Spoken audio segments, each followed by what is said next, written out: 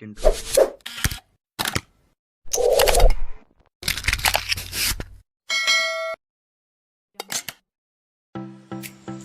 Assalamualaikum warahmatullahi wabarakatuh. Halo teman-teman semua. Perkenalkan, nama saya Yoli Desnita. Saya dari Prodi Pendidikan Guru Sekolah Dasar Fakultas Keguruan dan Ilmu Pendidikan Universitas Bung Hatta. Di video kali ini saya akan menceritakan sebuah dongeng yang berjudul Ana yang Pemalas dan Ani yang Rajin. Nah, pada penasaran kan? Yuk kita simak ceritanya. Ada sebuah rumah di desa yang jauh, sebuah rumah tempat tinggal seorang janda yang mempunyai 3 orang anak. 1 laki-laki bernama Ali dan 2 perempuan bernama Ana dan Ani. Ali adalah kakak laki-laki dari Ana dan Ani. Ana adalah anak yang sangat disayang oleh ibunya. Sementara Ani dicap sebagai anak pembawa sial karena ibunya menganggap Anilah yang menjadi penyebab suaminya meninggal. Semenjak suaminya meninggal, sang ibu lebih menyayangi Ana. Dia akan memberikan pakaian baru untuk dikenakan dan tidak pernah meminta untuk melakukan apapun. Ana jadi sangat malas. Ana akan duduk sepanjang hari tanpa melakukan apapun selain mengagumi dirinya sendiri. Di sisi lain, sang ibu memperlakukan Ani dengan sangat buruk. Kenapa kau duduk di sini? Cepat bangun dan bersihkan rumah. Tapi ibu, aku baru saja membersihkan rumah tadi. Jangan berdebat denganku. Lakukan saja apa yang aku katakan. Iya, ibu. Sang ibu akan membuat Ani melakukan semua pekerjaan dan dia tidak pernah mengeluh. Dia akan melakukan pekerjaan yang sama berulang kali dan tidak pernah lelah. Kakak laki-lakinya menyaksikan semuanya. Hatinya sakit untuk adiknya, tetapi dia tidak bisa berbuat apa-apa karena dia sakit. Adikku yang manis, aku sangat menyesal. Ibu menganggapmu menjadi penyebab atas meninggalnya ayah. Semuanya sudah jadi takdir keluarga kita. Setiap yang bernyawa akan mati. Aku telah memberi penjelasan pada ibu, tapi ibu tidak mau menerimanya. Tidak apa-apa, Kak. Jangan menyalahkan diri kakak sendiri. Kau mencintai dan menyayangiku seperti ayah sepanjang hidupku. Jadi, sekarang giliranku untuk menjagamu. Aku akan bekerja dan menghasilkan banyak uang. Ini adalah masa yang sulit bagi kita, tapi ini akan berakhir. Sang ibu diam-diam mendengarkan semua ini. Kenapa aku tidak memikirkannya? Aku harus mengirimnya keluar dan bekerja dengan keluarga kaya.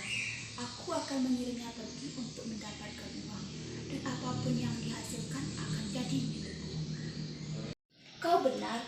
Kau tahu sekarang kakakmu sering sakit kan dan membutuhkan banyak biaya? Kenapa kau tidak pergi keluar dan bekerja dengan keluarga kaya? Kau bisa menjadi pelayan yang baik. Ibu, jangan lakukan ini pada adik. Pasti ada jalan lain untuk kita bisa mendapatkan uang. Cara lain bagaimana maksudmu? Apakah uang bisa turun dari langit tanpa harus bekerja? Sedangkan kau sebagai laki-laki di rumah ini tidak bisa jadikan tulang punggung keluarga. Jadi, sebagai gantinya, adikmu ini yang harus bekerja. Tapi ibu, kenapa harus Ani sendiri yang bekerja, sedangkan Ana tidak? Oh, kau tahu adikmu? Dia selalu khawatir tentang tangan-tangannya cantik dan kaki mungilnya. Dia akan kehilangan kecantikannya kalau dia bekerja. Lagi pula, Ani kan tidak terlalu cantik rupanya. Membiarkan dia bekerja tidak ada salahnya. Sudah kuputuskan, besok pagi kau akan berangkat mencari kerja dengan keluarga kaya. Tidak apa-apa, Kak. Aku ingin bekerja. Tidak baik kita mengabaikan tugas kita. Kau jangan khawatir. Kau telah mengajariku dengan baik. Aku tahu suatu saat usahaku pasti akan dihargai. Keesokan harinya, Ani sudah siap untuk pergi. Dia akan mencari pekerjaan di keluarga yang kaya. Jaga dirimu baik-baik, adikku. Dan ingat, jangan pernah berkata tidak kepada siapapun yang meminta bantuan. Dan rajinlah. Apapun yang kau lakukan, lakukanlah dengan sepenuh hati. Iya, aku pasti akan ingat itu, Kak. Ani pun pergi. Dia berjalan dari bukit ke bukit, tetapi tidak menemukan apa-apa.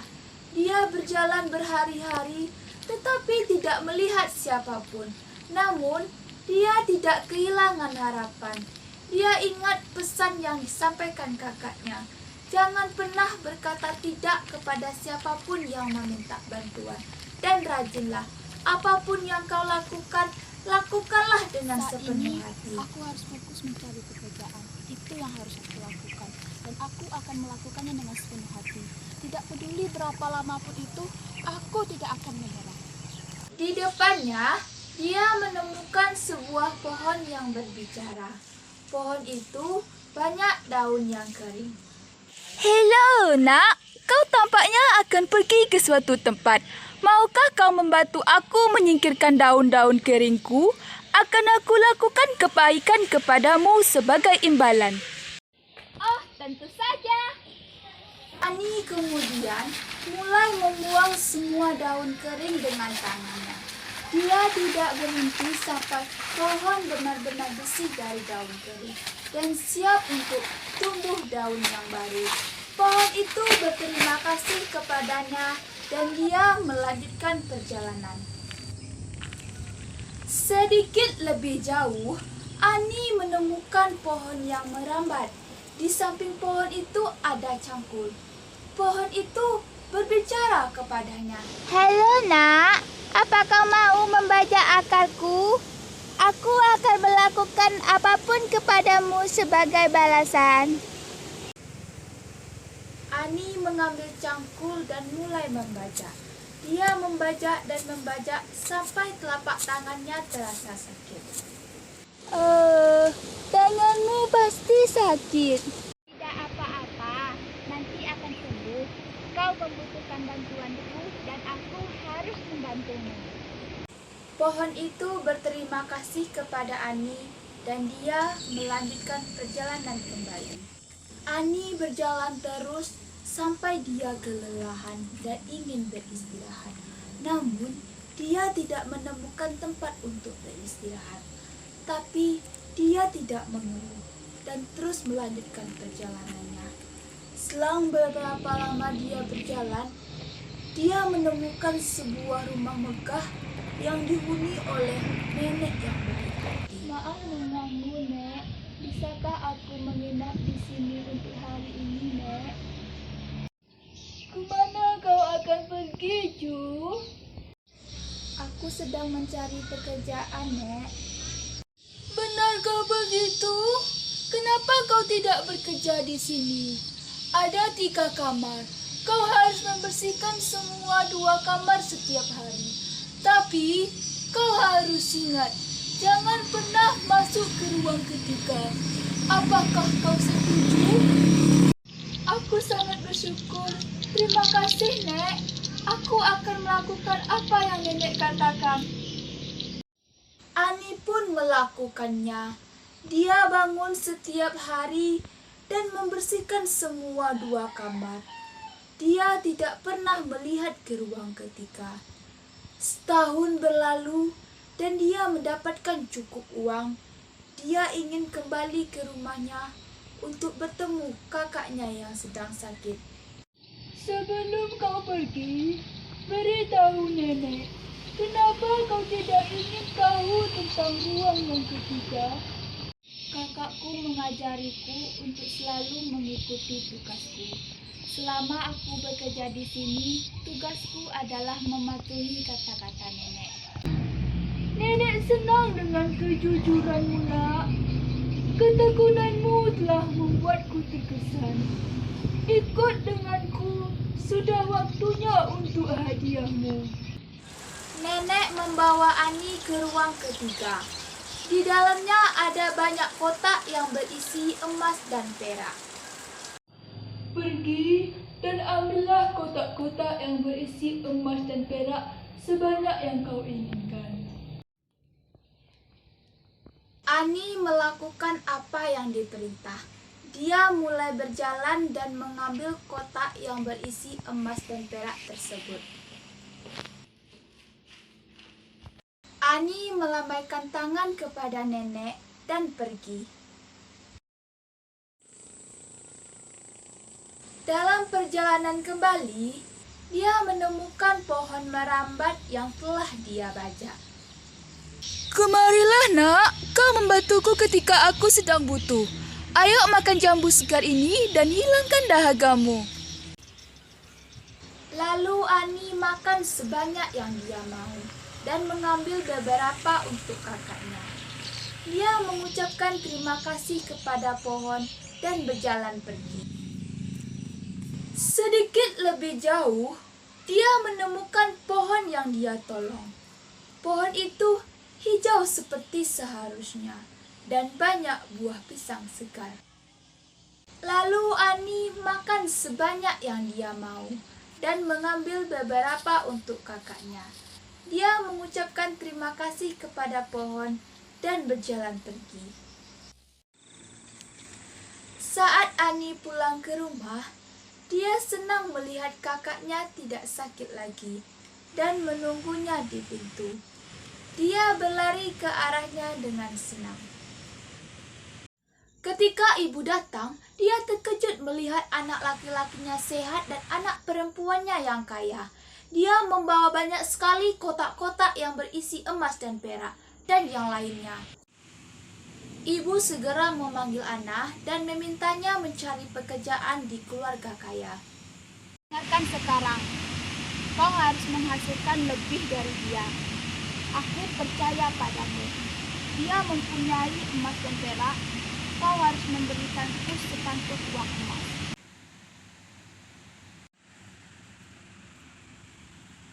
Ana melambaikan tangan dan mulai berjalan.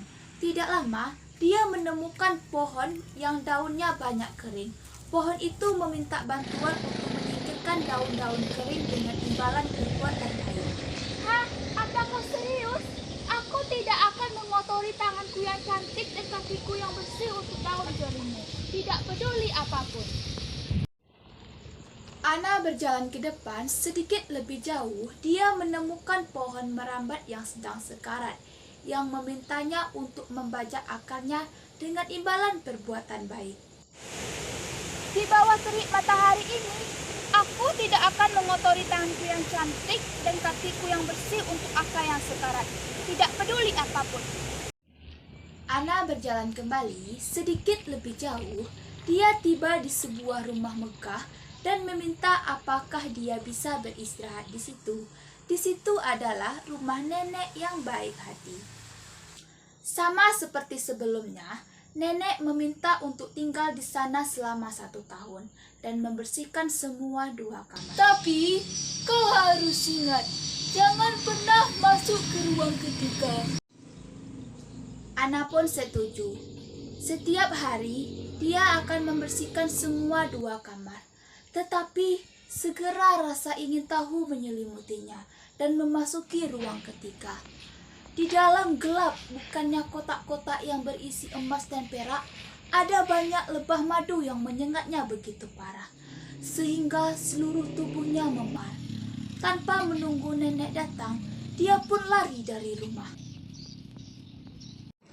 Dalam perjalanan kembali, Ana menemukan pohon jambu yang dia tolak untuk dibajak. Dia sangat haus, tetapi pohon jambu tidak membiarkan dia minum. Sedikit lebih jauh, Ani menemukan pohon yang dia tolak untuk dibantu. penuh dengan hijau dan pisang segar.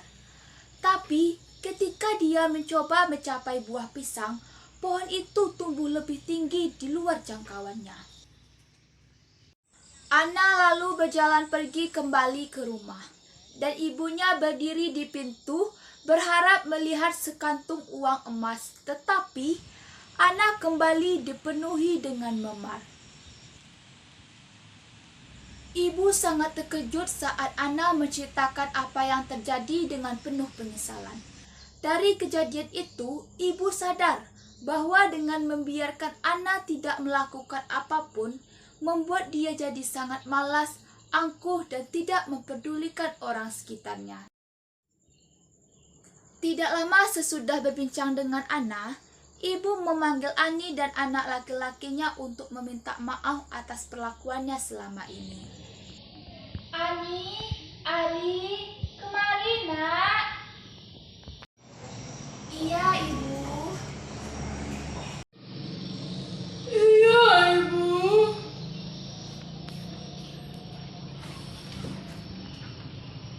Ibu tahu dan menyadari bahwa perlakuan ibu kepada kau dan adikmu sangat tidak baik, terutama pada Ani. Ibu tidak mau menerima dan mendengarkan penjelasanmu, Ani. Dan ibu melampiaskan rasa kekecewaan ibu kepada Ani karena ayah kalian sudah tiada. Untuk itu, ibu minta maaf nak, ibu hilang dan diselimuti amarah selama ini. Tidak lama kemudian, Anna menghampiri ibu Ali dan Ani. Ani, mulai sekarang aku akan membantumu membersihkan rumah dan aku tidak akan bermalas-malasan lagi. Oke Ana, kita saling bagi tugas untuk membersihkan rumah dan pekerjaan yang lain ya. Iya, Ani.